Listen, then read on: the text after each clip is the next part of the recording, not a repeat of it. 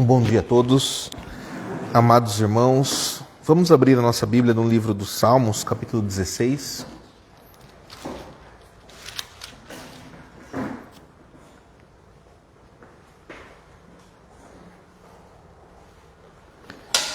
Salmos, capítulo 16. Assim diz a palavra do Senhor. Guarda-me, ó Deus, porque em ti me refugio. Digo ao Senhor, tu és o meu Senhor. Outro bem não possuo, senão a ti somente. Quanto aos santos que há na terra, são eles os notáveis nos quais tenho todo o meu prazer.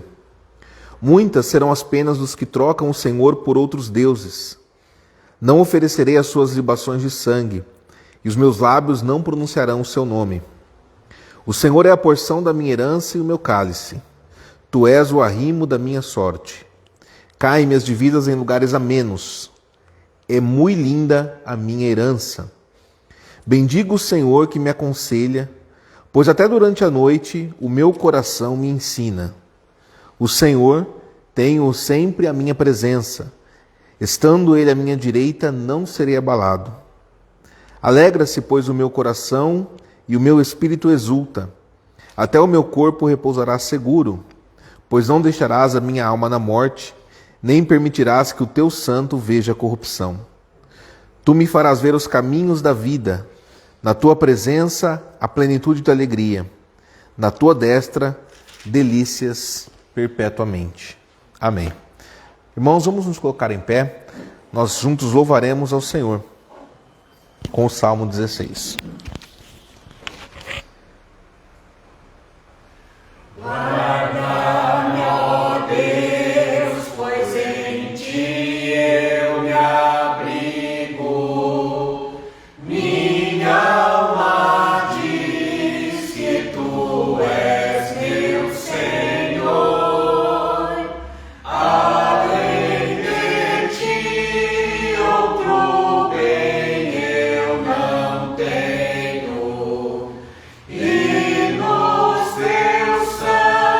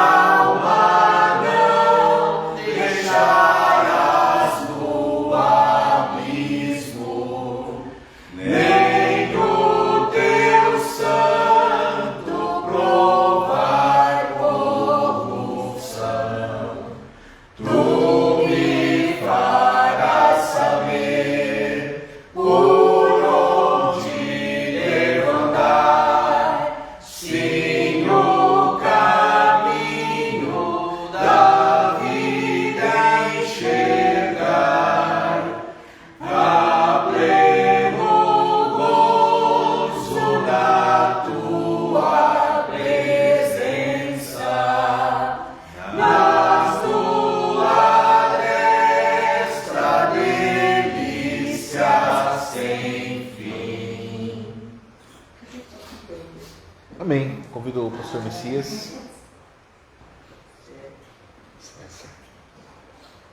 Bom dia, irmãos. Convido a amada congregação para uma oração de invocação. Vamos buscar a presença do nosso Deus nesta manhã, a fim de prestarmos um culto a Ele. Oremos. Pai eterno, precioso, Deus Santo, Deus Pai, Filho e Espírito Santo. Senhor Deus, Criador dos céus e da terra, Deus a quem pertence todas as coisas, Senhor. A Ti, Deus, que conduz o rumo da história, o Senhor que é um Deus santo, um Deus de toda a humanidade. Ó Pai, dono dos espíritos, pois cada espírito pertence ao Senhor. Tu criaste o homem e a mulher, ó Deus, para que Te glorificasse, Deus, porque Tu és bom, Tu és santo, o Senhor é benigno, o Senhor é misericordioso, o Senhor é justo, e os Seus atributos devem ser exaltados, porque o Senhor deve ser adorado pelos Seus atributos, Deus, pelo Seu caráter positivo. E nós estamos agora nesta manhã, ó Deus, reunidos com a intenção de prestarmos um culto a Ti. Para isso, Deus, precisamos do Teu auxílio, para cultuarmos como o Senhor deseja, como o Senhor revela em Tua santa palavra, como o Senhor exige.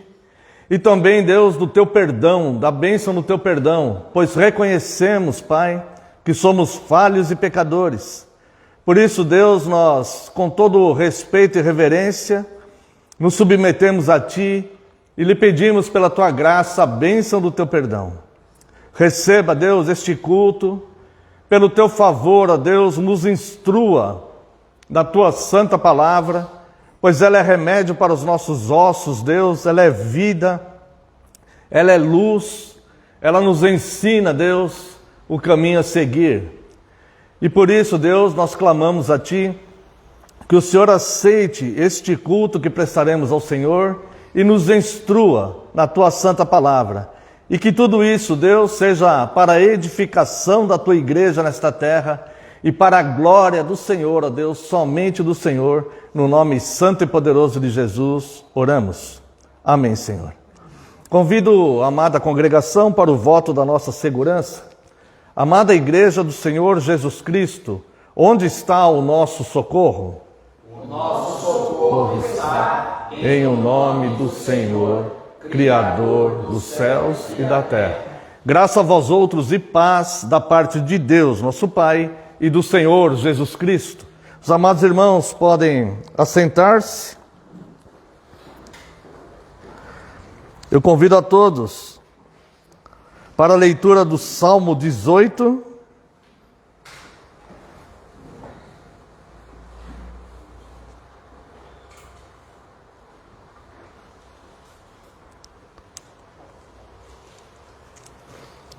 A partir do verso 1. Diz assim: Eu te amo, ó Senhor, força minha. O Senhor é minha rocha, a minha cidadela, o meu libertador, o meu Deus, o meu rochedo, em que me refugio. O meu escudo, a força da minha salvação, o meu baluarte. Invoco o Senhor, digno de ser louvado, e serei salvo dos meus inimigos. Bem, amados irmãos, até aqui, esse salmo é um salmo de Davi, é um salmo muito bonito, como todos os outros, né? Este é inspirador, pois fala de vitórias do povo de Deus. E ele começa então descrevendo alguns atributos de Deus, como nós vemos aqui. Mas quero me referir especialmente ao verso 3. Invoco o Senhor digno de ser louvado, e serei salvo dos meus inimigos. Sim, o Salmo vai falar de inimigos, inimigos humanos, de nações, o que pode ser inimigo do homem. Pessoas, adversários, políticos, pessoas de má fé, de má índole, pessoas que desejam o mal. Isso aí pode ser considerado inimigo do homem? Pode ser considerado. E o Senhor, como diz aqui o Salmo, ele diz: serei salvo dos meus inimigos. Isso sim pode ser considerado inimigo, mas há o inimigo das nossas almas também, que é o Satanás e seus anjos caídos. O apóstolo João, ele diz que aquele que é nascido de Deus, o maligno não toca. Então, ele é salvo também. Aquele que invoca o Senhor, que confia em Deus, como diz o verso 1 e o verso 2, ele é salvo também do maligno. Mas eu quero me referir a um terceiro tipo de inimigo, que seria o nosso pecado.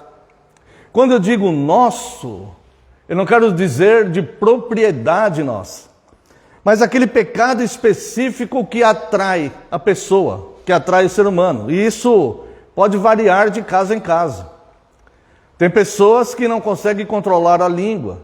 Tem pessoas que são negligentes nos cultos. Tem pessoas que distorcem a palavra de Deus. Tem pessoas que caem nos mais diversos pecados. Desde os pecados mais simples, como... desde os pecados mais simples até os pecados mais graves. Se este tipo de ação de pecado tem exercido influência mais forte do que Deus na vida da pessoa, há necessidade aqui de um livramento, há necessidade de uma salvação. Porque isso quer dizer que este pecado ainda está aprisionando essa pessoa. Essa pessoa ainda não é livre para cultuar. Existe alguma coisa que a permite ir cultuar ou a impede de ir cultuar. Ela não é livre para ir cultuar a Deus em todo o dia do Senhor. Se ela tem dificuldade com a sua língua, e ela se pega muitas vezes falando mal de terceiros, ela ainda está escravizada por isso. Porque este pecado, às vezes, permite que ela fale palavras doces e boas e agradáveis, como a Bíblia diz, uma palavra temperada com sal. Mas às vezes exige dela que ela fale perversamente. E se a pessoa tem um hábito de pequenas mentiras, se ela costuma se livrar de situações, se ela se apega a isso, ela se fundamenta a isso, se é uma válvula de escape, se é uma arma que ela tem, que ela desenvolveu, contar pequenas mentiras, ela ainda está presa a isso. Este pecado às vezes a permite falar a verdade, mas às vezes exige dela a mentira. Então, quando o salmista ele está dizendo aqui, aquele que me livra, veja bem, como ele se refere àquele que o livra de todos os inimigos. Veja bem, primeiro ele fala, eu te amo, Senhor. Essa aqui é a resposta do cristão, é a gratidão que nos leva a amar a Deus. Ou seja, ele não está obrigado a servir a Deus. Ele faz essas coisas porque ele ama a Deus. Ele cultua, ele congrega, ele fala palavras, ele procura controlar a sua língua, fala palavras boas, ele procura se manter fiel aos mandamentos, porque ele ama a Deus. Este é a resposta dele, é a gratidão dele. Ele faz isso porque ele de fato ama a Deus. Ele não ama apenas de língua, apenas de palavra, apenas de aparência. Ele ama de atitude. E aí ele vai dizer quem é esse Deus que ele ama e que o livra de todos os seus inimigos. Ele reconhece esses atributos no caráter de Deus. O Senhor é a minha rocha, onde firma os passos, aonde está fundamentado, aonde não será abalado. Lembra que Jesus fala, a casa edificada na rocha não vai ser abalada, né? A minha cidadela, a cidadela é uma proteção. As cidades, antigamente, elas tinham muros, guaritas, enfim, uma série de torres, uma série de esquemas ali de proteção, porque as invasões eram a cavalos, a pé, né? Então eles tinham essas proteções. Minha cidadela, o meu libertador. Ninguém se engane que ninguém será liberto sozinho. Quando eu quiser, tem pessoas que procrastinam, e elas dizem, não, mais tarde eu vou servir a Deus, quando eu resolver tudo, quando eu me formar na faculdade, depois que eu casar, depois que eu for promovido na empresa, depois que eu criar os meus filhos, depois que eu tiver a minha casa própria, depois, perdão, irmãos, quando eu tiver condição, quando a minha situação estiver resolvida em determinada área, aí eu vou servir a Deus. Tem pessoas que pensam assim. E na verdade, o que ele está dizendo aqui é, Deus é o meu libertador. Ele me liberta desses enganos, onde a minha mente o meu coração está enganando a minha mente, onde eu estou enganando a mim mesmo com esses pensamentos. O tempo oportuno é hoje. A palavra de Deus, que é aquela que nós seguimos, ele diz, o tempo oportuno é hoje, é agora. Se hoje estiver ouvindo a voz de Deus, não endureçais o vosso coração. É isso que fala. O tempo oportuno é agora. O evangelho simplesmente é aceitação ou rejeição. É só isso. Não existe um meio termo. Não existe quando eu tiver num tempo melhor eu vou aceitar. Não, você está rejeitando. Se você está pensando assim, você está rejeitando. Só tem aceitação ou rejeição. Cristo, no Apocalipse, quando manda escrever as 7 cartas, ele diz, quem dera fosse quente ou frio. Morno, sinceramente, o quente, ótimo, ele está servindo a Deus. O frio está lá, é a seara, é o campo, que o quente vai trabalhar e vai semear e vai evangelizar. O morno é aquele que vai se perder, porque ele acha que a qualquer momento que ele quiser, ele vai se tornar quente. O morno, ele pode se tornar frio a qualquer momento. Na verdade, ele está mais para frio do que para quente, né? Então, é melhor tomar uma bebida gelada do que uma morna, muitas vezes, né? Ou você toma quente ou você toma gelado, né? E o morno pode causar até o que Cristo fala, né? Por ser morno, vou vomitar-te. Então, esse é o libertador. O meu Deus. Isso aqui já seria suficiente. Seria suficiente para essa entrega total. O simples fato de ser Deus. Mesmo que não fosse a rocha, a cidadela, o libertador. Mas ele continuou, o meu rochedo. E aí ele diz, em quem me refugio? Como eu consigo chegar ao ponto de fato, Deus me livrar de todos os meus inimigos, inclusive o pecado? É porque eu me refugio lá. Eu me escondo no esconderijo do Altíssimo. Eu busco em Deus as saídas da minha vida. Eu me fundamento em Deus. Não no que os homens acham, no que os homens pensam, não nas diversas crenças, não nas minhas obras, não na minha suposta boa vontade. Não, me fundamento em Deus. E é a palavra dele que vai me guiar. É a palavra dele que vai me guiar, como uma bússola. É como um avião que está no ar, que ele precisa dos aparelhos guiando para ele a direção. Ou um navio que está em alto mar, que precisa dos aparelhos para guiar. Nós precisamos da palavra de Deus para nos guiar no caminho. E aqui diz assim ainda, o meu escudo. Agora preste muita atenção no que Davi está falando aqui. A força da minha salvação. A força da minha salvação. Ou seja, não sou salvo a hora que eu quiser ser salvo do meu pecado. Um dia eu vou abandonar esse pecado. Não, esse pecado está cada vez mais te prendendo. A força da salvação é Deus. É Ele a força da salvação. Senhor, eu não consigo me libertar disso, eu vou me encher da Tua palavra. Quanto mais eu percebo que estou escravizado nisso, mais eu vou mergulhar na Tua palavra, mais eu vou buscar comunhão, mais eu vou Te cultuar, mais eu vou fazer a minha devocional, mais eu vou me dedicar a servi-lo no trabalho piedoso. Agora eu faço um alerta para os irmãos. Um alerta. Isso tem que ser feito como a Bíblia nos ensina. Se Deus te colocou numa comunidade cristã, é nessa comunidade cristã que você deve servir a Deus. Se Deus te colocou numa comunidade onde tem oficiais vocacionados, e esses oficiais, eles não ensinam heresia, eles não distorcem a palavra, nesta pregação, é nesse ensino que você deve aprender. Porque nas redes sociais tem muita informação, muita mensagem, muitos vídeos que parecem ser bons, mas não são. Nada que mistura a verdade com mentira é bom. Nada. Não existe associação nenhuma da verdade com a mentira. A verdade é a Bíblia. E se Deus te colocou numa Bíblia onde você reconhece, numa igreja onde você reconhece que a palavra de Deus é fiel à Bíblia, é dela que você tem que se alimentar. Não de outras fontes. Porque você vai se envenenar. Eu conheci uma irmã uma vez que ela falou assim para mim: pastor, como o senhor falou um dia tal coisa. Eu falei: eu nunca falei isso, irmã. Ela chega um ponto que as pessoas misturam. De onde que eu aprendi isso? Aprendi da internet, aprendi do YouTube, aprendi com essas pregações que eu vejo aí. Já estão atribuindo a pastores fiéis coisas que eles nunca falaram. Eu falei: irmã, nunca falei isso. Pergunta para alguém da igreja, me mostra algum vídeo, me vê algum lugar onde eu tenha falado tal coisa. Não falei porque simplesmente não creio nisso. Então, irmãos, a pessoa chega num momento que ela nem sabe mais onde ela está. Isso é sinal que a pessoa está perdida. Perdida.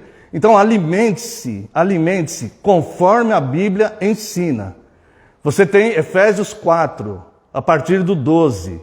Você tem pastores e mestres para te auxiliar no caminho. Gálatas 6. É como a Bíblia ensina.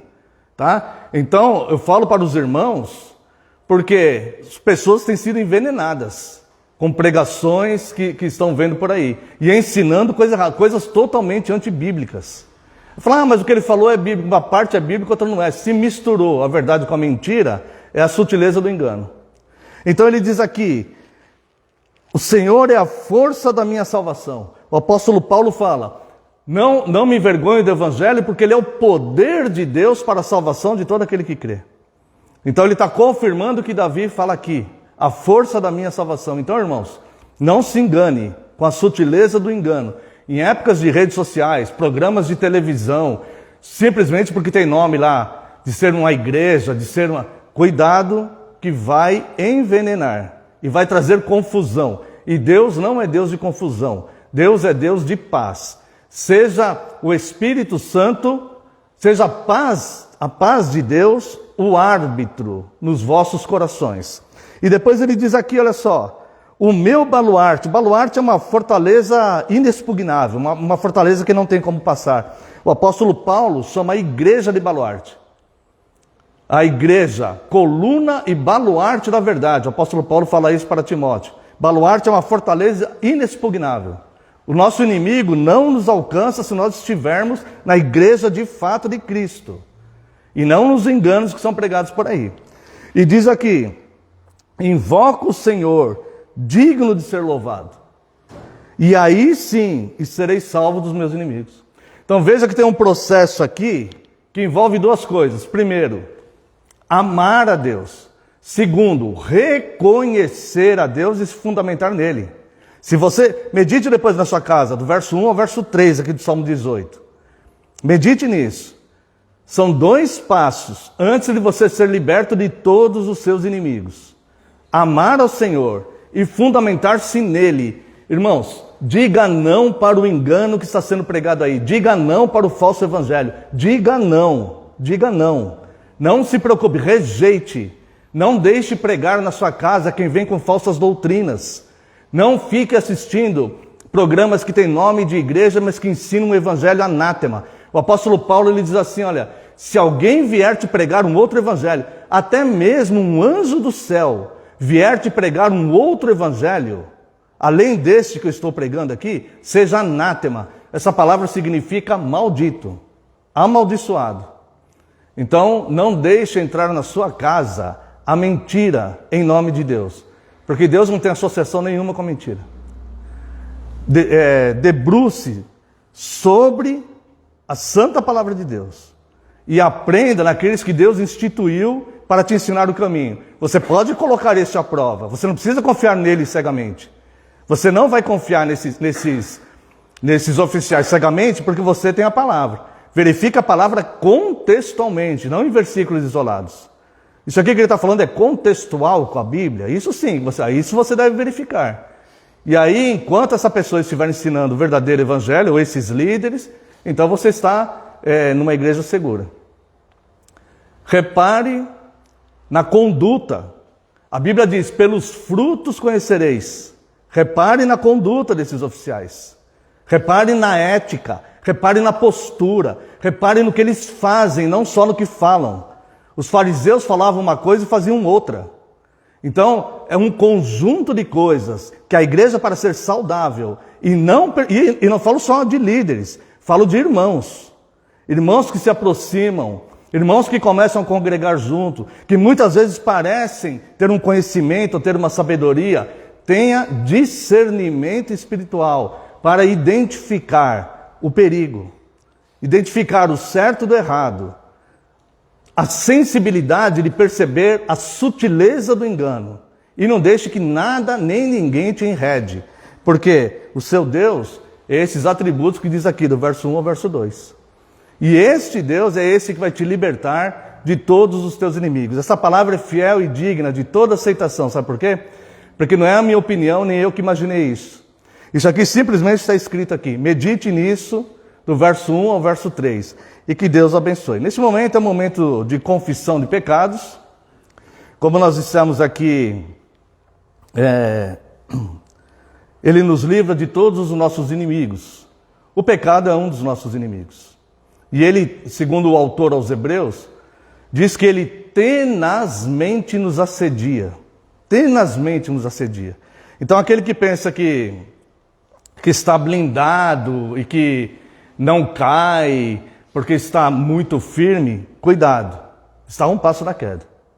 A nossa dependência de Deus é enorme. Nós temos que reconhecer que nós podemos cair a qualquer momento.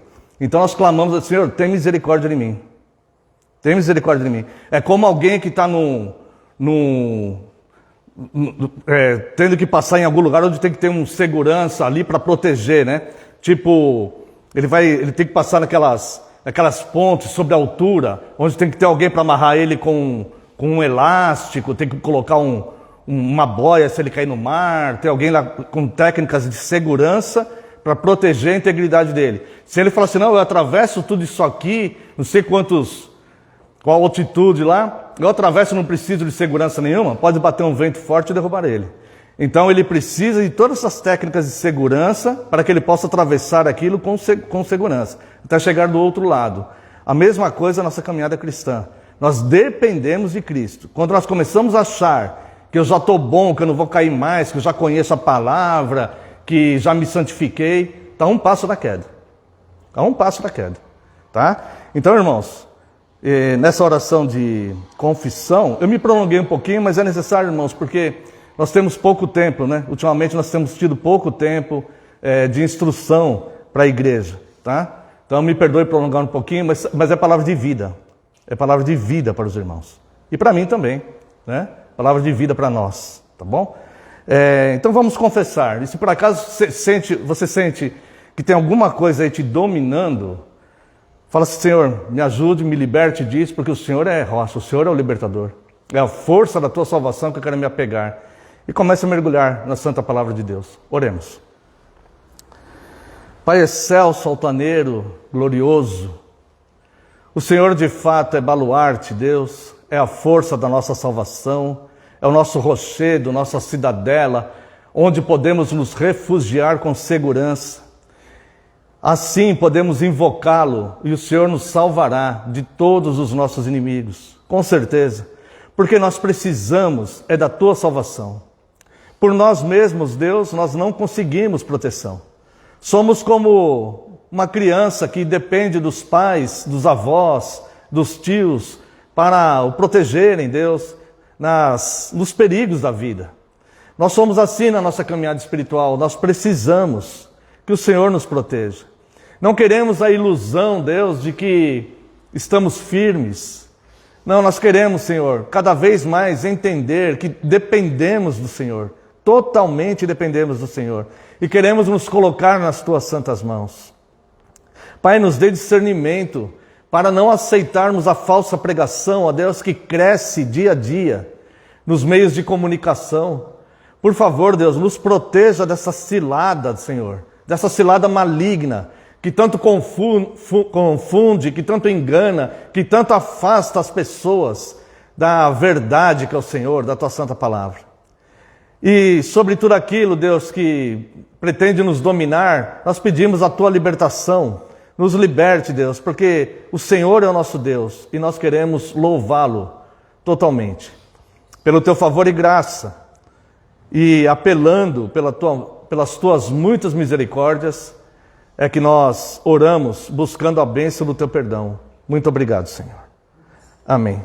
Convido a amada congregação para louvarmos a Deus com o hino Rei Sublime. Aquele que sentir o desejo de estar ofertando, esse momento é oportuno.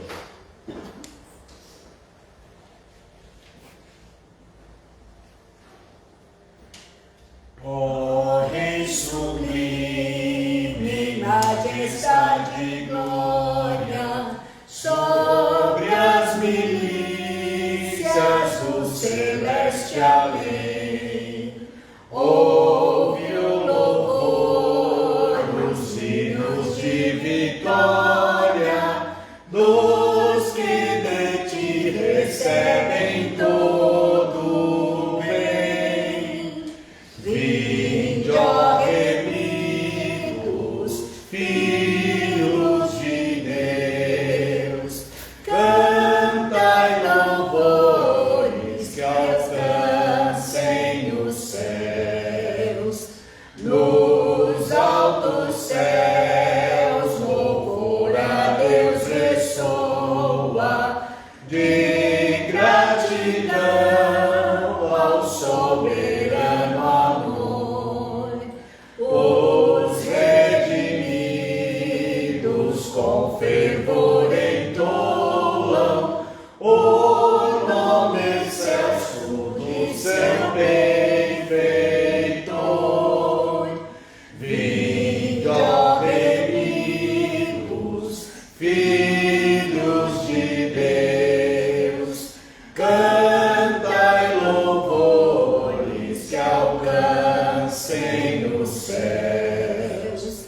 Eterno Deus, teus filhos vês prostrados perante o brilho da superna luz, pois do pecado foram resgatados e agora rendem glórias a Jesus. Vinde, ó remidos, filhos de Deus, cantai louvores que alcancem os céus.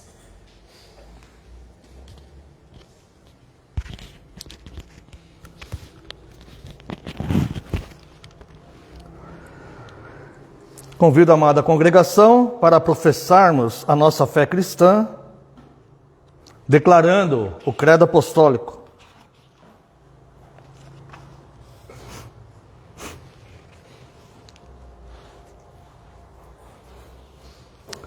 Creio em Deus Pai, Todo-Poderoso, Criador do céu e da terra, e em Jesus Cristo, seu único Filho, nosso Senhor, que foi concebido pelo Espírito Santo, nasceu da Virgem Maria, padeceu sobre Pôncio Pilatos, foi crucificado, morto e sepultado, desceu ao inferno. No terceiro dia ressurgiu dos mortos, subiu ao céu e está sentado à direita de Deus Pai Todo-Poderoso, de onde há de vir a julgar os vivos e os mortos. Creio no Espírito Santo, na Santa Igreja Universal de Cristo, na comunhão dos santos, na remissão dos pecados, na ressurreição do corpo e na vida eterna. Amém. Convido ainda a amada congregação para a leitura do Dia do Senhor 44. Nós estamos chegando no final da explicação sobre os 10 mandamentos. Eu não vou me deter aqui muito tempo. Eu lembro que o ano passado eu fiz um sermão catequético acerca do Dia do Senhor 44. Hoje nós vamos abordar apenas alguns aspectos. São 3 perguntas. Pergunta 113, pergunta 114 e pergunta 115. O que exige de nós o 10º mandamento? O 10º mandamento é não cobiçarás. E no original dos 10 mandamentos tem um desdobramento ali, né? Várias coisas que não devemos cobiçar, mas é para apontar que não devemos cobiçar nada que não pode ser nosso. Então vamos lá. O que exige de nós o 10º mandamento? Quando eu digo que não podemos cobiçar nada que não pode ser nosso, né? Coisas que pertencem a alguém ou que nós não temos direito de cobiçar. O que exige de nós o 10º mandamento? Que nem o mais leve pensamento ou desejo contrário a quaisquer mandamentos de Deus jamais deveria surgir em nosso coração. Antes, de todo o coração, devemos sempre odiar todo pecado e nos deleitar em toda justiça. Nós só vamos conseguir odiar o pecado quando nós entendermos perfeitamente o que o pecado significa para nós. O pecado, ele não representa para nós prazer e alegria. O pecado representa para nós duras consequências e uma punição eterna, sem a menor possibilidade de um livramento.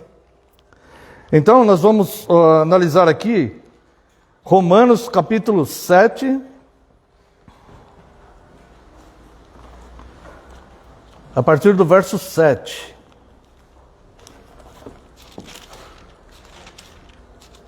Romanos capítulo 7, a partir do verso 7. Que diremos, pois, é a lei pecado? De modo nenhum.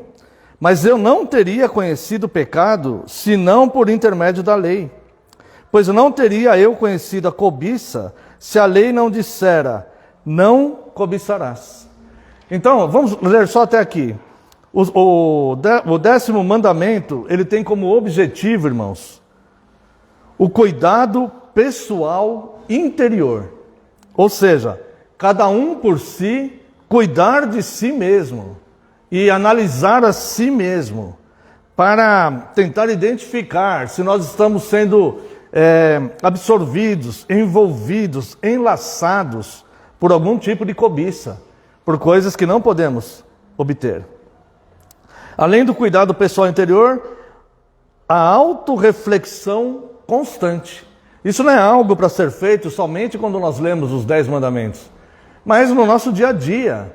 E vigiarmos porque essa cobiça ela está instalada em nós. Ela é um sentimento humano. Então, quando ela se manifestar, nós devemos combatê-la. Porque nós temos o conhecimento que isto é contrário ao mandamento de Deus. Além disso, uma busca interna para eliminar a cobiça. Então, é como a parábola da dracma perdida. Quando aquela mulher ela perde uma das moedas, ela tem 10 moedas e ela perde uma. Então, ela não se satisfaz, ela não se tranquiliza até que ela encontra aquela moeda. Então, o que ela faz? Ela acende a luz, ela faz uma busca, ela varre toda a casa para tirar toda a impureza, e aí sim ela faz uma busca profunda até encontrar aquela moeda. E quando ela encontra, então ela se alegra e chama suas amigas para comemorar. Assim nós devemos buscar o reino de Deus dentro de nós, os benefícios do reino de Deus dentro de nós, e desta mesma forma nós temos que buscar tudo aquilo que nos contamina e nos afasta do reino de Deus, para que nós possamos varrer para fora, para deixar purificada a nossa casa, o nosso santuário espiritual, que é a habitação de Deus, que somos nós mesmos. Além disso, respeito ao que é do outro, purificação e santificação legítimas. E um outro objetivo é manter a paz entre as pessoas. Quando estamos cobiçando algo que é do outro, não vai haver paz entre essas duas pessoas. Pergunta 114. Mas os que se converteram a Deus são capazes de guardar os mandamentos perfeitamente? A resposta é não. Nessa vida, até mesmo os mais santos têm apenas um leve começo dessa obediência. Mesmo assim, com sincero fervor e propósito, eles começam a viver não apenas segundo alguns mandamentos de Deus, mas conforme todos eles. O Evangelho, a Bíblia, a revelação de Deus, não é só partes. Existem segmentos dentro do cristianismo que ensinam só partes. E existem cristãos que seguem apenas uma parte das Escrituras, não seguem ela toda. E nós devemos seguir toda, né? Quero convidar os irmãos para a leitura aqui mesmo em Romanos, no capítulo 7, leremos a partir do verso 22. Mas vejo, verso 22, porque no tocante ao homem interior, tenho prazer na lei de Deus, mas vejo nos meus membros outra lei, que guerreando contra a lei da minha mente, me faz prisioneiro da lei do pecado, que está nos meus membros. Desaventurado o homem que sou, quem me livrará do corpo dessa morte? Graças a Deus por Jesus Cristo, nosso Senhor, de maneira que de mim mesmo, com a mente, sou escravo da lei de Deus, mas segundo a carne, da lei do pecado. Então, é necessário ter consciência que a nossa carne, ela tem tendência a cair, mas a nossa mente deve ser escrava da lei de Deus. E se nós abandonarmos a reflexão sobre os 10 mandamentos e nos entregarmos, por exemplo, a uma cobiça como essa, nós vamos nos perder. Eu quero chamar a atenção para um fato que poucos sabem. É uma pena capital que tinha em Roma, que ficou por pouco tempo, ela praticamente nem é considerada como uma das penas capitais do Império Romano, mas ela chegou a entrar em vigor, eu não me recordo qual imperador, depois ela foi abolida, logo ela foi abolida. Não foi como a cruz, por exemplo, que durou muitos anos como pena de morte. O apóstolo Paulo se refere a esta pena de morte, que se chamava corpo de morte. Diz aqui, verso 24, desaventurado homem que sou, quem me livrará do corpo dessa morte? O apóstolo Paulo, como cidadão romano, ele conhecia essa pena de morte chamada corpo de morte. E ele relaciona isso à sua vida espiritual. Né? Quem vai me livrar? Como que era essa pena? Ela era tão cruel, mas tão cruel que ela foi logo abolida. Nem os romanos, que eram cruéis, que governavam com braço de ferro, suportaram por muito tempo essa pena de morte. Era o seguinte, ela só era aplicada a um cidadão não romano que matasse um cidadão romano. Era aplicado a pena do corpo de morte. Como que era essa pena? Então, se um cidadão não romano matasse um cidadão romano, não importa o motivo, ele era amarrado no corpo desse romano que ele matou. Então eles passavam uma espécie de arame, braço com braço, mão com mão, braço com braço, tórax com tórax, rosto com rosto, perna com perna, e amarrava, deixava ali bem preso mesmo, e deixava aquele homem ali então exposto, conforme o outro ia deteriorando, ele ia deteriorando junto. Então era uma pena extremamente cruel, que, como eu falei, foi abolida logo, né? E nem é considerada uma pena, mas ela existiu, né? Historicamente ela existiu. Então, o apóstolo Paulo, ele compara, quando ele fala, desaventurado homem que sou, quem me livrará do corpo dessa morte? Irmãos, aqui é um reflexo do inferno. Se homens nesta vida fizeram algo assim, mesmo que o criminoso tenha sido hediondo também, mesmo que tenha sido um crime injusto e hediondo, né? Isso aqui é um reflexo do inferno. E o apóstolo Paulo fala, quem me livrará do corpo dessa morte? Porque o bem que eu quero, isso eu não faço. A minha mente, ela é escrava da lei de Deus. Eu sei o que eu tenho que fazer. Mas os membros do meu corpo, eles seguem outra lei, que é a lei do pecado. Desaventurado homem que sou. Esta é a miséria do ser humano. E aí nós vemos como é grande a graça de Deus. Como ela é grande. Como nós devemos ser gratos a Deus por tamanha graça. Como eu gosto muito de falar, como o apóstolo João falou, vede com que grande amor Deus nos amou, enviando Cristo. É graça sobre graça. E nós, irmãos, não somos diferentes de Paulo, né? Nós sentimos isso também. A nossa mente nos fala que isso está errado, mas existe, parece que uma força nos puxando para esse errado. Nós devemos olhar para isso com todo cuidado e sabendo, como nós falamos aqui do Salmo 18, que é Deus que é o nosso refúgio e fortaleza. Então nós precisamos muito da comunhão dos cultos, irmãos. Estudar cada vez mais a Santa Palavra de Deus. E a nossa devocional em casa, culto doméstico, ler as Escrituras e fugir do engano, do falso evangelho, porque ele ilude muito, viu? E por fim, irmãos, a pergunta 115. Se nesta vida ninguém consegue obedecer perfeitamente os 10 mandamentos, por que Deus manda que sejam pregados com tanto rigor? Primeiro, para que ao longo da nossa vida possamos cada vez mais estar conscientes da nossa natureza pecaminosa e assim buscarmos com mais fervor o perdão dos pecados e a justiça de Cristo. Se a pessoa não tem consciência da miséria espiritual dela, ela não busca solução. Se a pessoa não tem consciência que ela está doente, ela não busca o remédio. Ela não vai buscar o remédio. Se a pessoa está escrevendo um texto errado, várias palavras erradas, e ela não tiver consciência que ela está escrevendo errado, ela vai fazer esse texto errado até o final. Vai ficar no erro. Então é necessário ter consciência. Então é por isso que nós devemos estar sempre em contato com esses 10 mandamentos, para nós termos consciência da nossa natureza pecaminosa. E assim buscarmos com mais fervor o perdão dos pecados e a justiça de Cristo.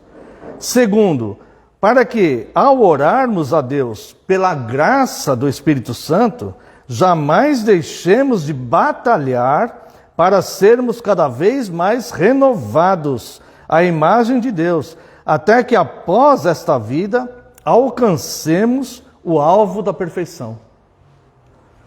Irmãos, veja que é o Espírito Santo que vai nos fortalecer, nos iluminar, nos ensinar, mas nós devemos batalhar para fazer isso. Deve haver a vontade humana.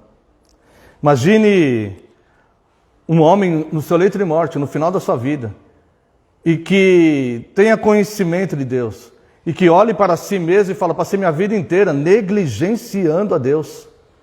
Passei minha vida inteira negligenciando a palavra de Deus, negligenciando os mandamentos, negligenciando o convite amoroso de Cristo, negligenciando a comunhão dos santos, negligenciando aprender mais sobre Deus. O que vai ser de mim agora, quando eu der meu último suspiro? O que será de mim?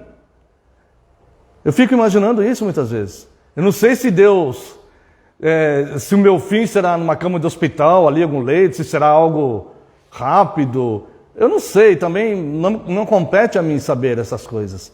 Mas eu fico pensando, se houver tempo de reflexão, essa pessoa fala: por que eu negligenciei tanto quando eu tinha vigor, quando eu podia caminhar com as minhas próprias pernas, quando eu tinha energia para fazer algo? Por que eu negligenciei?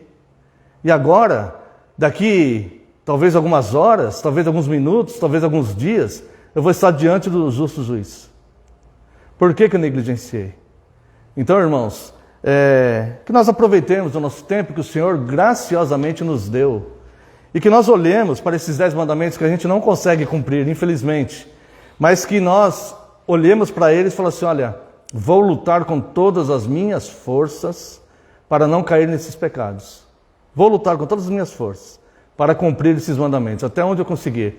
E o meu auxílio é Deus, é a palavra de Deus. Quando eu estou enfraquecendo, preciso de culto, preciso da sã doutrina sendo ministrada no meu coração, preciso estudar a palavra, preciso ler em casa, preciso meditar nela.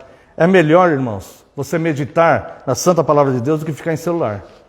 É melhor meditar na santa palavra de Deus do que dormir a noite inteira. É melhor parar um tempo, pegar um tempo da vida e meditar, porque aí haverá crescimento. E que Deus abençoe a porção dessa palavra. Convido os amados irmãos para louvarmos a Deus com o Salmo 46.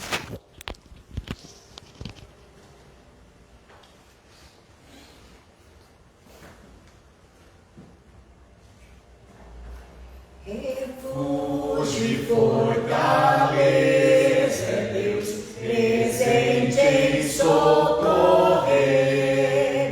nas horas de tribulação.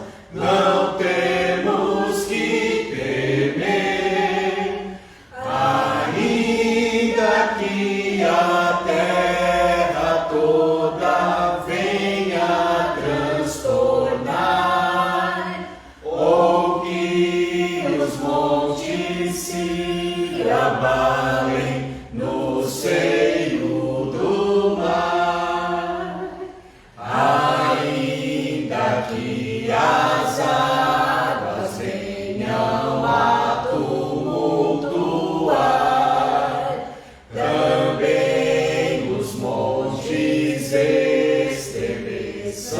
com fúria total, uniu a cidade do Senhor, vem alegrar o santuário das moradas do mais alto ser, e no seu meio Deus está, jamais se abalará. Ajuda, pois Deus lhe trará desde o amanhecer. Os reinos podem se abalar, nações também bramar. A sua voz Deus levantou e a terra dissolveu. O Senhor dos exércitos está conosco aqui. Refúgio nosso Ele é, o Deus de Israel. Ó, vinde contemplar as obras do Senhor Javé, que assolações efetuou na terra o nosso Deus. Põe termo à guerra até os confins do mundo, nosso Deus. O arco ele quebra, lança despedaçará. Os carros todos Deus fará no fogo incendiar. Põe termo à guerra até os confins do mundo, nosso Deus. Aquietai-vos e sabei que eu sou o vosso Deus. Sou exaltado entre as nações, na terra grande eu sou. O Senhor dos exércitos está conosco aqui. Refúgio nosso Ele é, o Deus de Israel.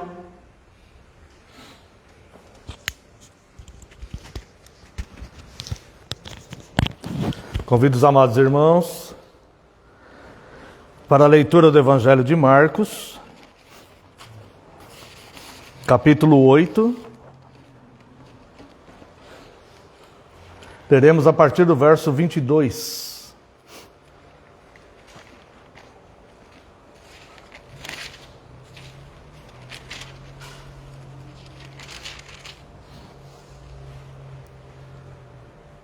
Evangelho de Marcos, capítulo 8, a partir do verso 22, leremos até o verso 26. Então chegaram a Betsaida, e lhe trouxeram um cego, rogando-lhe que o tocasse. Jesus, tomando o cego pela mão, levou-o para fora da aldeia, e aplicando-lhe saliva aos olhos, e impondo-lhe as mãos, perguntou-lhe, vês alguma coisa? Este, recobrando a vista, respondeu, vejo os homens, porque como árvores os vejo andando. Então novamente lhe pôs as mãos nos olhos, e ele, passando a ver claramente, ficou restabelecido, e tudo distinguia de modo perfeito. E mandou Jesus embora para casa, recomendando-lhe, não entres na aldeia. Bem, vamos a uma breve oração. Pai eterno, santo, gracioso, Deus de toda a humanidade, Senhor dos senhores, Rei dos reis, Senhor que reina soberanamente sobre todas as coisas. Estamos diante da Tua Santa Palavra, Deus, neste momento que prestamos culto a Ti. E rogamos a Ti pelo Teu auxílio, Deus, pois desejamos e precisamos ser iluminados, Deus, pela Tua Santa Palavra. Precisamos aprender do Senhor, ó Deus, pois aí está a nossa segurança ao viver e a nossa segurança ao morrer. Porque, pois, quer vivamos ou quer morramos, somos do Senhor. Por isso, Deus, nós lhe pedimos agora com todo o respeito e reverência, que somente o Teu Santo Espírito fale através de mim. Eu lhe peço perdão mais uma vez das minhas falhas e pecados, e lhe peço esse Teu auxílio, que somente o Teu Espírito Santo fale através de mim, e que neste momento, Senhor, eu diminua e só prevaleça a Tua Palavra, porque a Tua Palavra é a verdade. No nome santo e poderoso de Jesus Cristo é que oramos. Amém, Senhor. Amada Igreja do Senhor Jesus Cristo, venho vos proclamar Cristo, o Mestre, o ensinador dos homens, o Cristo que veio buscar e salvar o que havia se perdido. E nesse ato de salvar, ensina o procedimento para caminhar como salvo de fato e de verdade. Este texto é um texto inspirador, se examinado com bastante cuidado. Irá nos levar a uma evidência espiritual incontestável, a importância do ambiente na vida do cristão. Quero chamar a esta reflexão a importância do ambiente na vida do cristão. Essas coisas aqui, como nós vimos no verso 22, aconteceram numa cidade, numa aldeia chamada Betsaida. Esta era a cidade de Pedro, André e Filipe. Quero convidar os irmãos a verem aqui em João capítulo 1, a partir do verso 44, aliás, somente o verso 44. Ora, Filipe era de Betsaida, cidade de André e de Pedro. André e Pedro, eles eram irmãos. Então isso aqui se deu nesta cidade de Betsaida, cidade de Pedro, André e Filipe. Mas era também uma das cidades condenadas por Jesus. Quero convidar os irmãos a verem aqui no Evangelho de Mateus, capítulo 11, versos 20 a 22. Passou então Jesus a increpar as cidades nas quais ele operara numerosos milagres, pelo fato de não terem se arrependido. Estamos falando de uma cidade impenitente. Ai de ti, Corazim, ai de ti, Betsaida, porque se em Tiro e Sidom se tivessem operado os milagres que em vós se fizeram, há muito que elas se teriam arrependido com pano de saco e cinza. E contudo vos digo, no dia do juízo haverá menos rigor para Tiro e Sidom do que para vós outros.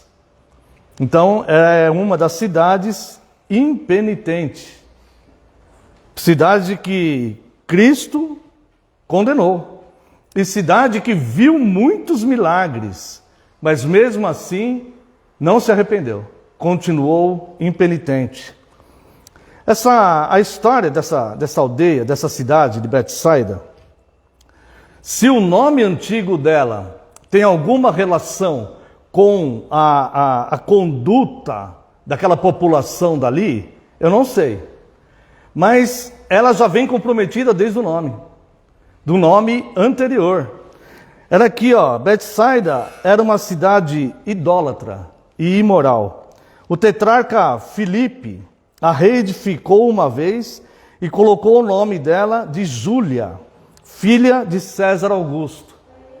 Essa Júlia, ela é conhecida na história como Júlia a Velha. Embora ela nem tenha chegado a ficar velha, ela morreu com 53 anos. mas ela é conhecida como Júlia a Velha. No ano em que Júlia nasceu, Augusto, seu pai, divorciou-se de Escribônia, que era a mãe dela. No ano 11 a.C., Júlia voltou a casar, dessa vez com Tibério. Só que este casamento foi uma imposição de César Augusto, que era o imperador, que ordenou então a Tibério que se divorciasse da sua amada esposa Vipsânia. Resumindo a história aqui, Tibério, ele era apaixonado e vivia bem com a sua esposa Vipsânia. Mas por questões políticas, César Augusto ordenou que Tibério se divorciasse da Vipsânia e casasse então com a sua filha Júlia. Só que os registros históricos relatam, os historiadores da época relatam, que Tibério detestava Júlia. Provavelmente por ter sido causadora deste divórcio que ele teve que ter com a mulher que ele amava. Então, Tibério detestava Júlia. E depois que o filho deles, eles tiveram um filho, e o filho morreu precocemente, ele a abandonou e foi embora para a Grécia, morar na ilha de Rhodes, no ano 6 a.C. Depois desse rompimento, lembrando que, eu não quis contar aqui porque ia ficar muito longa a história dela, né? Ela já tinha tido 2 casamentos anteriores. Tá? Júlia, depois desse casamento com Tibério, ela teve diversos casos amorosos com diversos homens de Roma. E isso trouxe um escândalo muito grande à corte. Chegou ao ponto do seu pai, César Augusto, a exilar por adultério. E ela teve que morar numa ilha onde só pessoas exilados políticos morariam. E a sua mãe Escribônia, quando Júlia ela foi exilada para essa ilha, a sua mãe Escribônia decidiu ir lá morar com ela, para que ela não ficasse sozinha lá, e a Escribônia passou o resto dos seus dias lá. Mas o fato é que Júlia, ela teve que ser exilada por práticas constantes e recorrentes de adultério, que estava prejudicando inclusive a situação da corte, do seu pai César Augusto. Exilada pelo próprio pai. Bem, o nome da cidade era Júlia. O nome dessa mulher, Júlia a Velha, conhecida na história como Júlia a Velha. Como eu disse, se o nome influenciou alguma coisa na população, nós não sabemos. Mas o fato é que estava tudo errado desde o começo. E eles tiveram a oportunidade do arrependimento. Porque Cristo chegou nessa cidade, pregou o Evangelho, pregou a necessidade do arrependimento e fez ali diversos sinais, mas mesmo assim levantou dali 3 apóstolos seus, mas mesmo assim essa cidade continuou impenitente. É interessante que nós vemos aqui neste texto que Betsaida, portanto, já vinha de uma referência histórica de cidade pecadora e impenitente. Quero chamar a atenção dos irmãos para a reação de Cristo. Quando os fariseus dessa cidade, parece que os fariseus dessa cidade para Cristo eram piores do que os fariseus de outras cidades. Porque Cristo estava acostumado com o embate ali com os fariseus. Mas olha a reação de Cristo quando os fariseus de Betsaida lhe pedem um sinal. Convido os irmãos aqui para analisarem aqui o verso 11. E saindo os fariseus, puseram-se a discutir com ele, e tentando-o, pediram-lhe um sinal do céu. Olha só, isso aqui os fariseus faziam constantemente em todo lugar que Cristo ia. Constantemente. E aqui diz, tentando-o, pediram-lhe um sinal do céu. Agora veja a reação de Jesus aqui no verso 2. Jesus, porém, arrancou do íntimo do seu espírito um gemido. Olha como Cristo reagiu quando esses fariseus dessa cidade impenitente, dessa cidade idólatra, dessa cidade imoral, lhe pediram um sinal. Jesus arrancou do íntimo do seu espírito um gemido. E disse, porque pede essa geração um sinal? Em verdade vos digo, que a esta geração não se lhe dará sinal algum. E deixando-os, tornou a embarcar e foi para o outro lado. Quando se diz aqui, esta geração, se refere à hipocrisia de homens impenitentes que aparentavam santidade, e não um determinado número de idade, de pai, filho, netos e tal. Não nesse sentido de geração. Mas uma geração de pessoas hipócritas que tinham hábitos de aparentar santidade, mas que viviam dissolutamente de forma impenitente.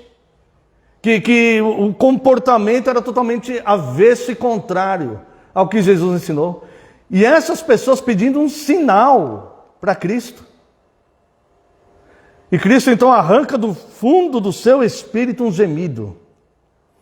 E deixa eles lá. Nenhum sinal lhes será dado. E vira as costas e vai embora. Quantos mais sinais eles queriam? O próprio texto que nós estamos lendo aqui é um sinal que Cristo fez ali, curando aquele cego. O próprio Jesus fala, se em Tiro e Sidom tivessem feito os milagres que foram feitos na cidade de vocês, eles teriam se arrependido, eles teriam caído em si, se abominado, jogado cinzas, vestido pano de saco, jogado cinzas em sinal de penitência, dizendo, ai, que grande pecador somos nós, que grandes pecadores somos nós, porque está entre nós o Deus vivo, realizando sinais. E nós vivemos desta forma. Mas não houve isso. Eles foram impenitentes.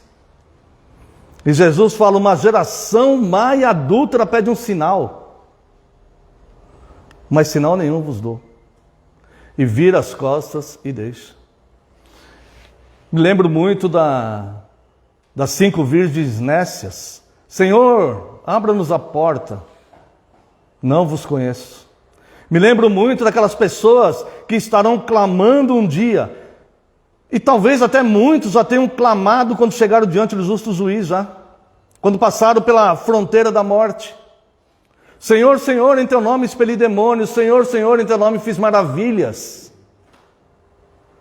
E Jesus fala, não vos conheço. Para a esquerda, para o fogo eterno, porque não vos conheço. Nesse mesmo texto em que ele diz, tive fome e não me desse de comer, tive sede e não me desse de beber, tive frio e não me agasalhasse, estive preso e não fosse ver-me, estive enfermo e não fosse visitar-me. Veja qual abismo e distância entre o amar de língua e o amar de verdade, entre o professar ser cristão e viver como ímpio. De fato, pelos frutos os reconhecereis. E aqui então Jesus diz, nenhum sinal vos será dado. E é interessante também que nesse texto de Marcos, é de fato a forma como Jesus trata um cego. Veja que forma diferente da que Jesus estava agindo. Como ele trata esse cego aqui. Primeiro, vamos lá, verso 22 e verso 23. Ele pega esse cego pela mão e o leva para fora da aldeia. Veja aqui, verso 22. Então chegaram a Betsaida, eu vou ler o 23 só a parte A. Então chegaram a Betsaida, ele trouxeram um cego, rogando-lhe que o tocasse. Para esse cego, Jesus não recusou ajuda, Jesus atendeu. Porque aqui havia uma necessidade real, e havia um pedido de compaixão daquelas pessoas para que Jesus curasse aquele cego. No caso dos fariseus, os fariseus queriam tentá-lo. Como os falsos irmãos e os falsos mestres insistem em tentar a Deus, se o lugar deles não é na santidade, para que desviar os outros da santidade? Se o lugar deles não é na pregação efetiva e verdadeira da fé, para que fazer sermões distorcendo a santa palavra de Deus? Mas aqui não, aqui havia compaixão de Jesus, porque Jesus atendeu, porque havia compaixão daquelas pessoas em levarem o cego ali, e havia necessidade real naquele cego. Então chegaram, verso 22, chegaram a Betsaida e lhe trouxeram um cego e rogando-lhe que o tocasse. Jesus, tomando o cego pela mão, o levou para fora da aldeia. Até aqui. Primeira coisa que eu vejo aqui nesse processo que Jesus fez com esse cego. Jesus tirou ele daquele ambiente. Jesus tirou ele daquela aldeia contaminada pelo pecado, daquela aldeia impenitente, daquela aldeia onde os homens queriam tentar Jesus, pedindo sinais, tentando Jesus, daquela cidade que já tinha um histórico de imoralidades e adultério, daquela cidade onde o próprio Cristo já havia condenado antes, dizendo: o juízo para você será severo. E quando aquele homem foi apresentado a Cristo, e quando Cristo vai agir e começar a operar na vida daquele homem, a primeira coisa que Cristo faz é tirar aquele homem daquele ambiente. Como é o ambiente que você vive? O ambiente que você vive é um ambiente cristão? É de fato um ambiente cristão? Ou Cristo tem que tirar você desse ambiente? Entenda bem. Eu não estou dizendo que você tem que sair da sua casa. Não estou dizendo que você tem que se afastar da sua família. O que eu estou dizendo é que você tem que se afastar do clima. O que eu estou dizendo é que você tem que se afastar da influência. O que eu estou dizendo é que você tem que se afastar do que eles acham que é comum e natural. E vivem de forma comum e natural. Pessoas que não se preocupam em cultuar a Deus. E que querem que você falte nos cultos para ficar com eles. Pessoas que não têm compromisso nenhum com Deus. E querem que você siga um Jesus imaginado na mente de alguém. Pessoas que não têm compromisso nenhum com Deus. E querem que você escute as músicas deles. Que você tenha o linguajar deles. Que você use as roupas igual a deles. Saia deste ambiente antes que você pereça eternamente. Jesus pegou aquele homem que não enxergava. Ele não via o ambiente que ele estava. Espiritualmente ele não via. E Jesus tirou aquele homem de lá, tirou daquele ambiente. A primeira coisa que Jesus fez, pegou aquele homem pela mão, tomou ele pela mão e tirou ele daquele ambiente que o próprio Cristo condenou. E por que Jesus tirou aquele homem daquele ambiente? Porque Jesus é o juiz e Jesus havia condenado aquele ambiente, aquela cidade. Então, irmãos, trazendo isso para a nossa realidade hoje, aquele que quer se aproximar de Cristo, mesmo que ainda ele não tenha os olhos totalmente abertos espiritualmente, mesmo que ele não consiga ver espiritualmente, mesmo que ainda ele esteja em trevas, mas ele sente que ele precisa de Cristo, saia do ambiente que te contamina, saia das coisas que te contaminam, saiam das influências negativas que te contaminam. José, quando ele estava na casa de Potifar, a mulher de Potifar, uma mulher linda, poderosa, com todos os recursos, insinuou-se a José. Sabe o que José fez? Saiu correndo. Ele fugiu. Ele falou assim: jamais eu cometeria este mal contra o Potifar que me abrigou aqui, e jamais eu cometeria essa maldade contra o meu Deus. Ele simplesmente fugiu. Portanto, saia do ambiente. Aquele que não aborrece pai, mãe, filho, filha, marido, mulher, por amor de mim, não é digno de mim. É isso que diz as Santas Escrituras. Palavra que vai salvar e palavra que vai condenar. Vinde para a direita, benditos do meu Pai, para o seu gozo eterno, no lugar que está preparado para você desde a fundação do mundo. Afaste-se de mim, porque não te conheço, para a esquerda, para o fogo eterno, que vai consumir os maus e pagar o preço do pecado. É isso que vai acontecer. Não tem morno, não tem muro, não tem meio termo, não tem amanhã, não tem. O evangelho é sim, sim, não, não. Aquele que quer abraçar a fé tem que saber o que está abraçando e seguir a fé por gratidão a Cristo. E Jesus então pega este homem e o tira daquele ambiente. Vou repetir. Se porventura alguém que está vendo esse vídeo ou qualquer coisa mora em algum ambiente que cita que não é um ambiente cristão, não é para sair de casa nem para abandonar a família, não. Nós devemos cuidar da nossa família. É para abandonar as influências negativas. É para priorizar Deus, é para priorizar os cultos, é para não quebrar o quarto mandamento, é para estar todo dia do Senhor cultuando a Deus em comunhão, é para estudar, é para aprender, definitivamente parar de faltar em cultos por motivos banais, Parar de colocar Deus em segundo plano. Deus não é um bibelô que a gente põe no móvel que a gente quer. Nós somos servos dele. Servos. E nós devemos fazer a vontade dele. E nós somos chamados para isto. Para isso nós somos chamados. Então, Jesus pega aquele cego, o tira daquele ambiente. Olhando para o cenário histórico do passado dessa cidade, a condenação de Cristo que diz que o juízo seria mais severo para essa cidade. A reação de Jesus ao pedido dos fariseus de lá. Podemos compreender por que Jesus tira este homem daquele ambiente. Era um ambiente contaminado, idólatra, imoral, cheio de incredulidade. Não são condizentes com o ambiente da vida de um cristão. Se o ambiente que você vive contribui para te afastar dos cultos ou da santidade, você precisa ser levado para fora. Ou então você vai ser condenado junto com eles. Não precisa sair de casa, mas saia fora desse clima, porque é um clima hostil para a fé cristã. Quando os fariseus pediram um sinal para Cristo, e Cristo tira do fundo do seu espírito um gemido, aqueles fariseus estavam criando um clima hostil para Cristo.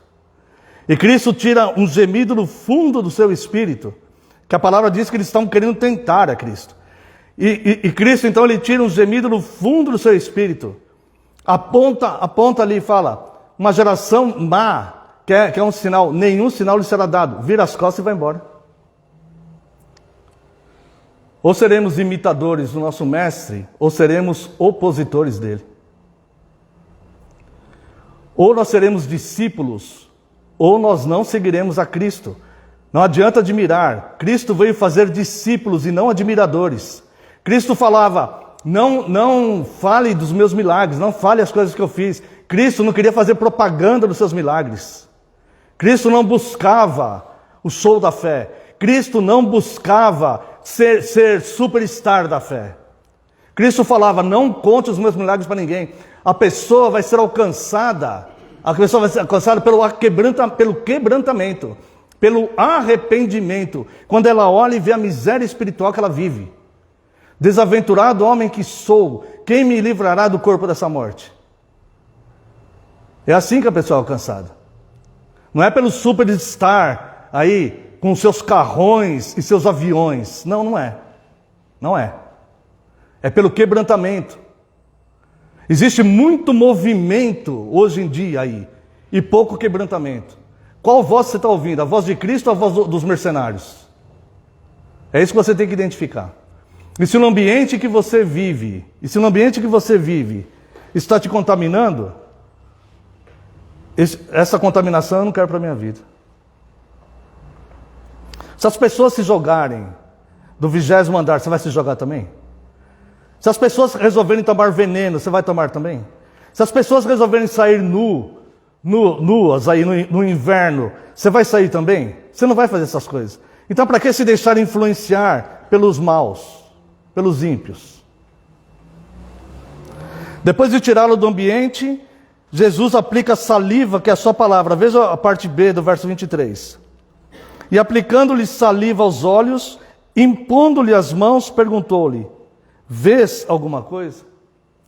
A saliva aqui, obviamente, vai representar a palavra de Cristo, ou seja, aquilo que sai da palavra de Cristo. Aquilo que sai da boca de Cristo. E Jesus, então, aplica essa saliva aos olhos dele. Aos olhos que o faziam andar em trevas. E impondo-lhe as mãos. Note que em diversas curas que Jesus fez, ele não pôs saliva em lugar nenhum da pessoa, nos olhos, se fosse um paralítico nas pernas, nada. E ele não impunha as mãos sobre ninguém. Por exemplo, a mulher com fluxo de sangue. A mulher pôs a mão nele, nas vestes dele. Ele fala, de mim saiu o poder, a tua fé te salvou. E ele, em alguns ele impõe as mãos, em outros não. Este aqui, ele coloca saliva nos olhos daquele cego e impõe as mãos sobre ele. A saliva representa de fato a palavra de Deus, que é o que vai salvar. E o impor as mãos, isso aqui biblicamente significa ordenação. É assim que os oficiais são ordenados. É assim, por exemplo, que Timóteo foi ordenado ao pastorado. É chamado ao ministério. Um colégio presbiteral. Até que Paulo fez parte desse colégio presbiteral, impondo-lhe as mãos, para que ele reavivasse o dom que já estava nele, a vocação que já estava nele. E este homem aqui, então, Jesus impõe as mãos. Isso aqui é um chamado. Agora, o chamado não é só para oficiais. Isso aqui está representando a ordenação. Todo cristão é ordenado. Todo cristão, ele é batizado num só Espírito. Todo cristão é batizado no Espírito Santo de Deus. 1 Coríntios 12, 13. No mesmo Espírito fomos todos nós batizados. Todos nós fomos chamados para uma única missão. Todos nós fomos chamados para vestir a mesma camisa, para jogarmos no mesmo time, para andarmos na mesma direção, para falarmos as mesmas coisas, para termos os mesmos pensamentos, para termos os mesmos objetivos, para juntarmos os nossos esforços, seja naquilo que eu sei fazer, contribuir de alguma coisa para o mesmo objetivo, que é o crescimento do reino de Deus neste mundo, e levar esta palavra redentora e salvadora para o mundo. Um mundo que está acostumado com passar a mão na cabeça. Seja o pecado mais imoral que seja, o mundo está esperando que se passe a mão na cabeça dele. E tem muita gente aí se dobrando e ajoelhando diante da imoralidade que está aí. Porque não querem perder adeptos, ou porque querem galgar aí objetivos, ou sei lá mais o que nem me interessa também. E aí tem muita pessoa se curvando diante do erro. Mas o Evangelho continua sendo o mesmo de sempre. E aqui a ordenação significa um chamado. Todo cristão é chamado para ser membro de um único corpo. Ser membro de um único corpo. Ser um membro saudável de um único corpo. Ser um membro comprometido com um único corpo. Ser um membro vivo e atuante, útil para um único corpo, que é o corpo de Cristo. Onde Cristo é a cabeça. Não um membro que quer ficar mais ausente do corpo do que enxertado ao corpo. Então, aprendo duas coisas aqui. Primeiro, que enquanto eu ainda não enxergo, eu não tenho que questionar o porquê Jesus me fez sair do ambiente. Eu tenho que confiar. E eu tenho que obedecer. Eu apenas obedeço. E segundo, é que a imposição das mãos indica que aquele homem era chamado. Quem é chamado para viver a fé, deixa Cristo operar até que aprenda a ver espiritualmente e totalmente, com bastante clareza. Depois nós vemos aqui, seguindo o texto, este homem ainda não estava pronto. Verso 24. Este, recobrando a vista, respondeu: vejo os homens, porque como árvores, os vejo andando. É tão interessante essa passagem aqui, irmãos, que Jesus, ele tinha poder para curar aquele cego, como ele fez com vários outros. Por exemplo, com Bartimeu e vários outros cegos. E eles simplesmente passaram a enxergar. Aquele cego de nascença de João 9. Jesus ali, ele coloca saliva nele e tudo. E eles simplesmente começam a enxergar. Este aqui passa por um processo. Ele está em trevas total, ele não enxerga nada, em escuridão absoluta. E aí quando Cristo toma pela mão, tira, põe a saliva, impõe as mãos nele, faz tudo isso. E ele não vê completamente. Ele começa a ver, a vista dele parece que está voltando. E ele começa a ver os homens como árvores. Isso aqui é exatamente o processo da nossa caminhada com Cristo. Nós estamos lá cegos totalmente, mergulhados em escuridão espiritual total. Cegos, nós simplesmente não vemos.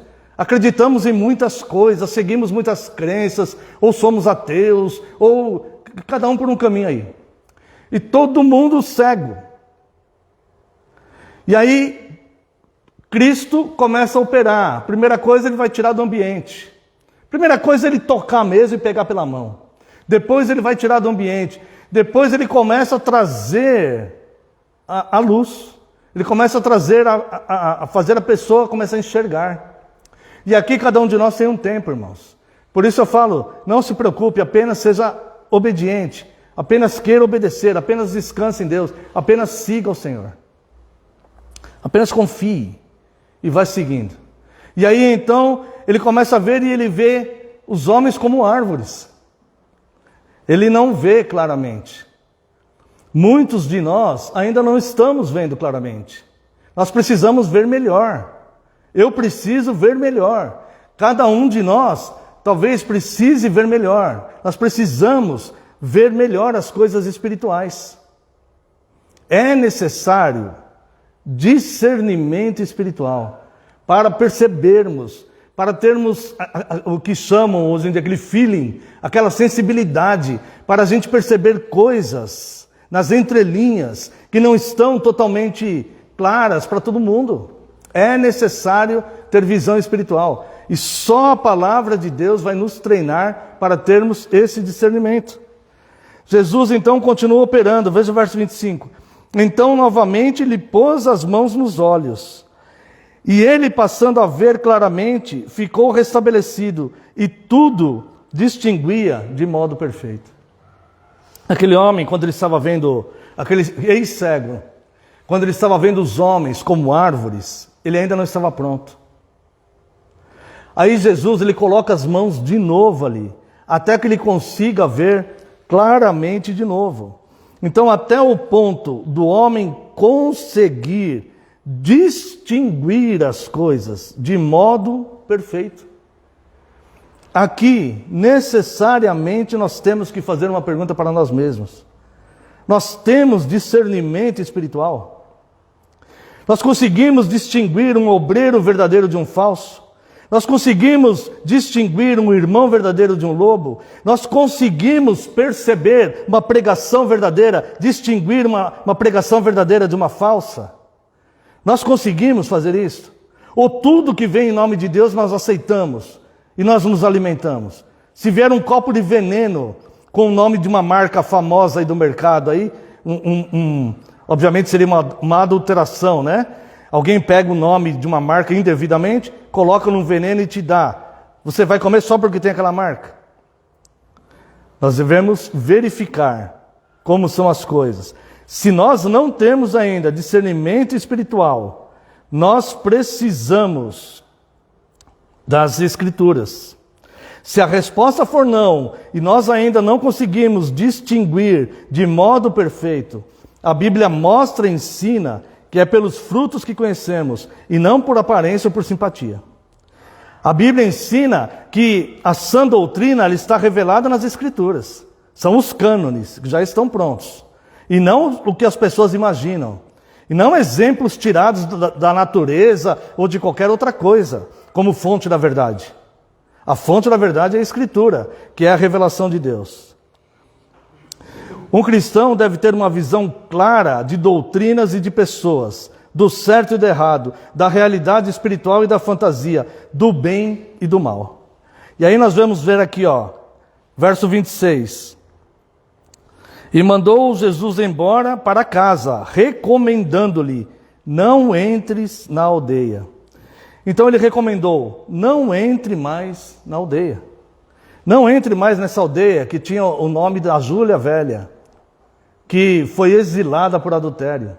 Não entre mais na aldeia onde aqueles fariseus com aparência de santos me tentaram pedindo um sinal no lugar onde já fiz vários sinais.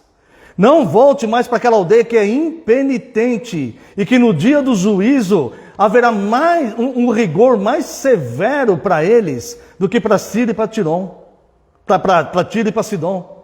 Falei o contrário. Não entre, não volte para aquele clima, não volte para aquele ambiente. Jesus recomendou isso a ele. No começo do processo, Jesus tirou ele daquele ambiente. No final do processo, Jesus falou, não volta para lá. Não volta para lá. O próprio Jesus virou as costas para aquilo tudo e saiu. E foi embora. Então, irmãos, não entre mais na aldeia.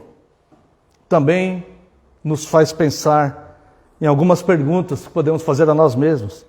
Qual é a nossa Betsaida? Será que existe uma? Será que recorremos em habitar em cidade impenitente? Não, nós não precisamos sair da nossa cidade, não precisamos sair da nossa casa, não precisamos sair da nossa família. Nós precisamos sair daquilo que nos contamina. E precisamos priorizar Deus de fato. Busque em primeiro lugar o reino de Deus e toda a sua justiça, e todas essas coisas vos serão acrescentadas. O ambiente contaminado nós devemos evitar, para que Cristo seja glorificado em nossa vida. E agora, se nós já enxergamos e conseguimos distinguir de modo perfeito, nós não vamos entrar mais lá. E eu quero concluir, irmãos, esse sermão, dizendo aqui que na sequência, Jesus chama a atenção dos seus apóstolos justamente para essas coisas que eu falei nesse sermão. Justamente. Olha só, Jesus começa a mostrar para os seus apóstolos que nem todas as pessoas viam claramente. Eles poderiam estar vendo, mas os outros não viam claramente. Veja só aqui, a partir do verso 27. Então Jesus, vamos ler só até o 29. Então Jesus e os seus discípulos partiram para as aldeias de Cesareia de Filipe. E no caminho perguntou-lhes: quem dizem os homens que sou eu? Depois que Jesus tem esse embate com os fariseus lá, cura esse cego com todo esse processo lá em Betsaida, recrimina a cidade de Betsaida no juízo, vai embora de lá. No caminho, saindo, ainda estava na região de Filipe, mas já saindo de Betsaida, indo para Cesareia, aí ele chama a atenção dos seus apóstolos, dos seus discípulos, aqueles que aprendem do mestre. E ele chama: quem diz os homens que sou eu? E olha só as respostas. E responderam: João Batista, outros, Elias, mas outros, alguns dos profetas. Estes homens que diziam que Jesus era João Batista, que Jesus era Elias, ou alguns outros dos profetas, poderiam ter olhos sãos, físicos, mas espiritualmente estavam em trevas, cegos. Precisariam ser tomados pela mão, sair dos ambientes, precisariam ter todo o processo para começar até chegar no ponto de discernir, de distinguir as coisas de modo perfeito. Então lhes perguntou: mas vós, quem dizeis que eu sou? Respondendo Pedro lhe disse: tu és o Cristo. E olha só o que Jesus fala aqui. Advertiu Jesus de que a ninguém dissessem tal coisa a seu respeito. Deixa eles na cegueira, porque o que vai abrir os olhos de alguns vai ser a pregação da palavra, e não a nossa argumentação sobre quem é Jesus e quem não é. Não é a argumentação dos apóstolos que iam salvar alguns daqueles homens, mas era a pregação da palavra. Jesus enviou esses apóstolos para pregar a palavra. Então o discernimento da palavra. Alguns iriam passar por esse processo de começar a ver como árvores, de Jesus impondo-lhes as mãos espiritualmente, e eles começarem a distinguir de forma perfeita. Então os discípulos de Cristo devem ter uma visão espiritual clara para saber exatamente como seguir a Cristo. Como seremos luz do mundo vivendo em trevas, porque estamos influenciados por pessoas que estão em trevas. Em vez de levar a luz para eles, nós estamos mergulhando nas trevas deles. Eu quero, para encerrar esse sermão, convidar os irmãos para louvarmos a Deus com o Salmo 85.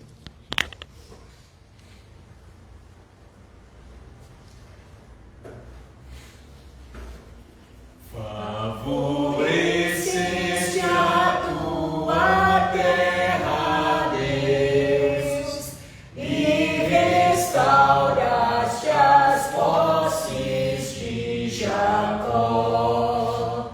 Teu povo perdoaste do